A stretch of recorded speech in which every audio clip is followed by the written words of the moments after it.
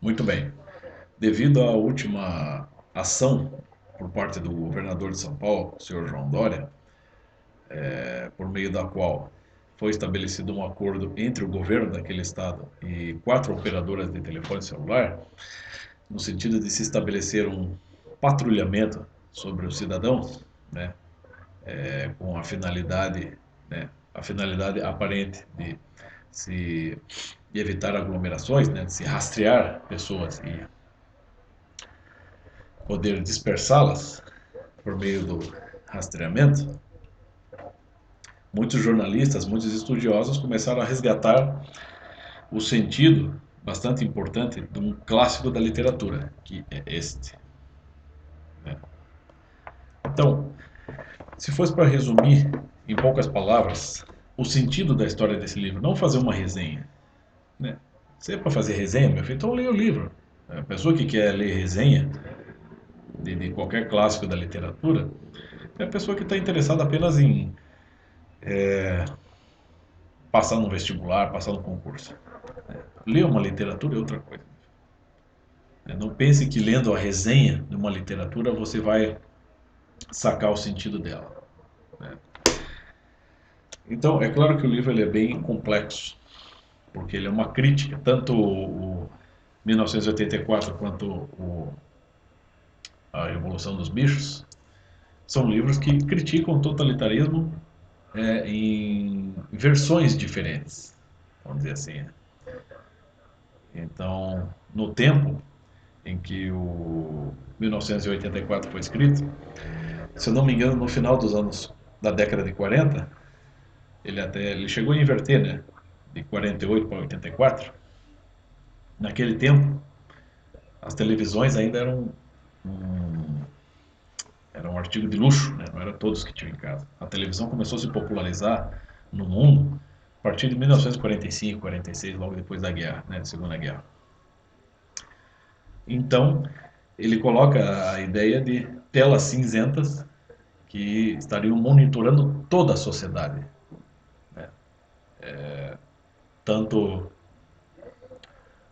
os setores do governo, quanto os setores comerciais, as ruas e o próprio interior dos lares, né? Então, todas as pessoas eram monitoradas o tempo todo. E você tem a história que é o protagonista, que é o Winston, né? E qual que é a situação em que ele se encontra, né? O livro já começa como, é mais ou menos, pegando em termos de estrutura, né?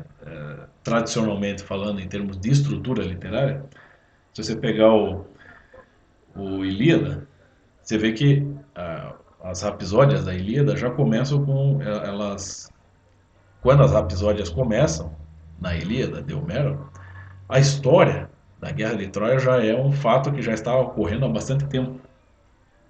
Mas na, na versão de Homero, ele pega a partir de um ponto, quando as coisas já estão acontecendo. Entendeu? Já há um atrito entre o rei Agamenon e Aquiles. E aqui mais ou menos o mesmo sentido. Então, Winston, ele não sabe exatamente o porquê que ele está ali naquela situação. Por que que ele tem que viver aquela vida? Por que que ele tem que fazer aquele trabalho? Né? Por que que ele tem que ser vigiado? E o medo está sempre ali ao redor, aquele medo interior, aquele que é o que o Estado totalitário faz. Ele tenta despersonalizar as pessoas.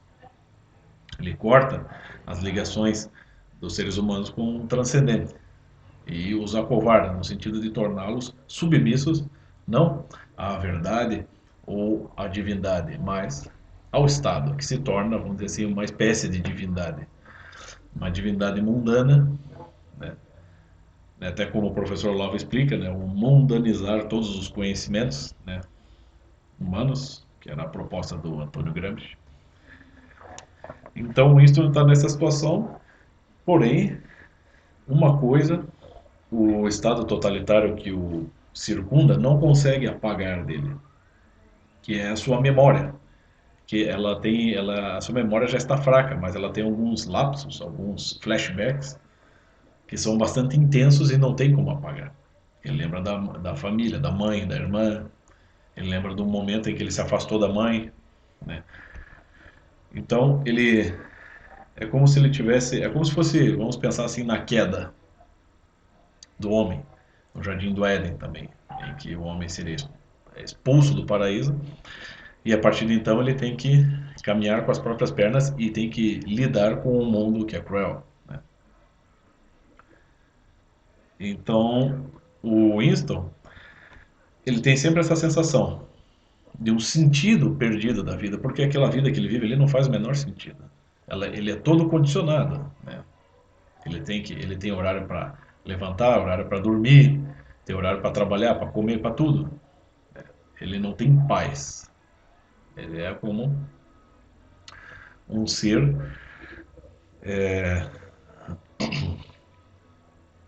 exatamente como um animalzinho, é um pobre de um animal num laboratório, né? Mas essa memória, mesmo fraca, na, na, lá na mente dele, ainda assim ela é muito significativa, ela é muito intensa, ela é capaz de sacudir ele, né, o Winston, a tal ponto que ele chega a perturbar toda a ordem em torno dele e levantar desconfiança, levantar suspeitas. Porque existe ali toda a polícia do pensamento. Né? No próprio aqui, no desenrolar da história, se explica, né? Os agentes do Estado explicam que existe todo um processo ali de desenvolvimento de métodos de se interpretar o pensamento das pessoas a partir das suas expressões. E o Winston então está sempre nesta tensão. Ele não sabe, ele tem medo de demonstrar alguma coisa, né, que vem lá do fundo da alma dele e que possa, né, vamos dizer assim, tornar-se um problema, né, perigoso para o sistema que o circunda e que tenta aliená-lo o tempo todo, torná-lo, transformá-lo numa máquina, né, numa unidade apenas ali que vai, numa unidade, mais uma unidade na massa que é despersonalizada, né? Então, ao longo do livro, passa por tudo isso e ele acaba conhecendo uma moça que é a Júlia. E eles se apaixonam e vivem um romance. E nessa paixão, eles acabam assim, claro, eles caem numa armadilha produzida pelo Estado, porque eles conseguem naquele redescobrir-se na relação de um com o outro eles começam a redescobrir-se, o conhecer, né, como diz o Mário Ferreira dos Santos, o Max Scheler, né? O conhecer o outro é o conhecer-se a si mesmo também, né? Aquela, como diz o Roger Scruton, naquela relação interpessoal em que você percebe a sua responsabilidade e a sua estima pelo outro, você vai conhecendo mais a si mesmo, mais a sua capacidade de lidar com a realidade.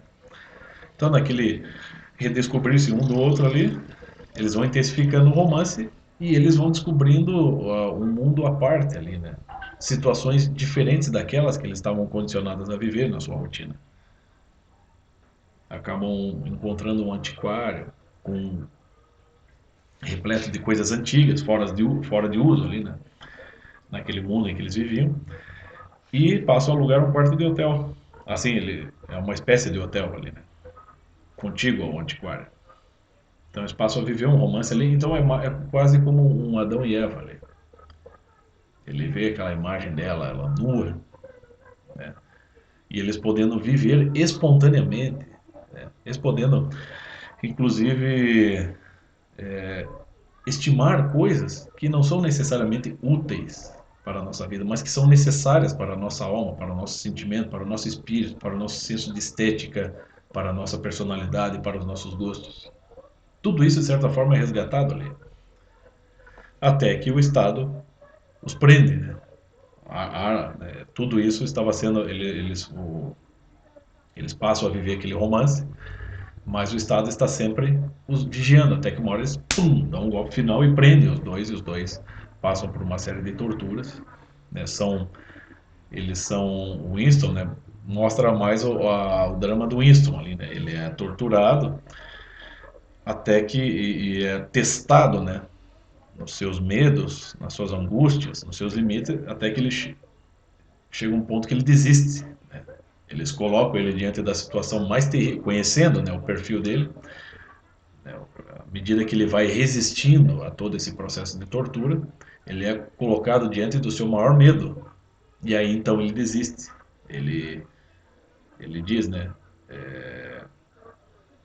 Largue, façam isso com ela, com a Júlia, não comigo, me poupem disso.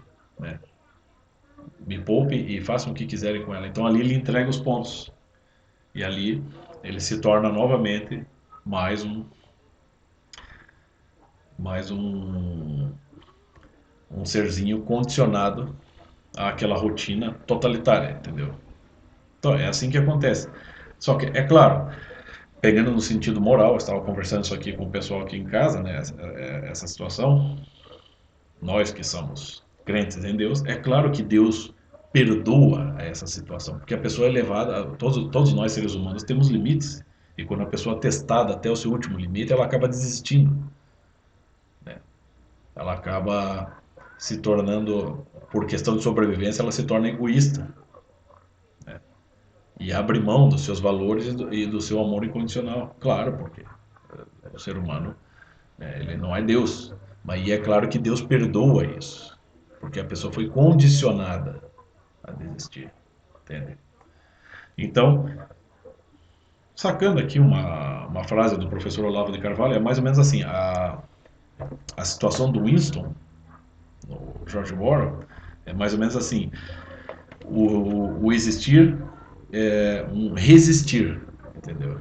Então, na medida em que ele resiste a toda aquela situação, ele consegue, pelo menos, salvar um pouco do seu ser, da sua alma, consegue viver um pouco daquilo que é ele. Ele consegue ser ele mesmo, né?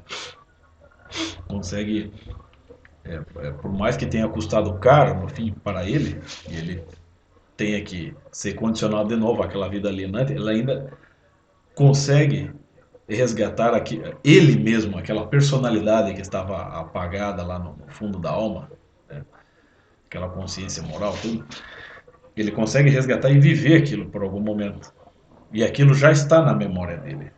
Claro que o Estado dali para frente vai continuar vigiando ele, né? Tanto que a cena final é esse: ele e a Júlia se encontram e tem que fingir que não se conhece. Mas aquilo, aquele laço que se criou e aquela experiência não tem como diz o próprio Viktor Frankl, tudo que acontece não pode desacontecer.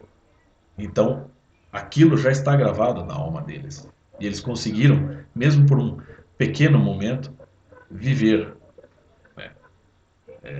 É mais ou menos como num soneto do Shakespeare. Eu acho que é no soneto 15, em que o Shakespeare diz assim: todo ser, né, ele nasce, cresce e morre. E apenas em um momento da sua vida ele atinge a sua perfeição para depois entrar em decadência, que é o que o Shakespeare fala. E é exatamente isso, eles conseguem chegar, eles conseguem atingir dentro, né, daqueles limites ali, daquela situação, eles conseguem atingir um ápice de realização do seu ser na íntegra, né, espiritual, física, carnal, tudo. E mesmo tendo sido perseguidos e novamente condicionados a uma vida cachapante, ainda assim, aquela experiência, ela é indestrutível, ela vai ficar na memória. Então, aquele resgate houve da pessoa do ser real de cada um, né?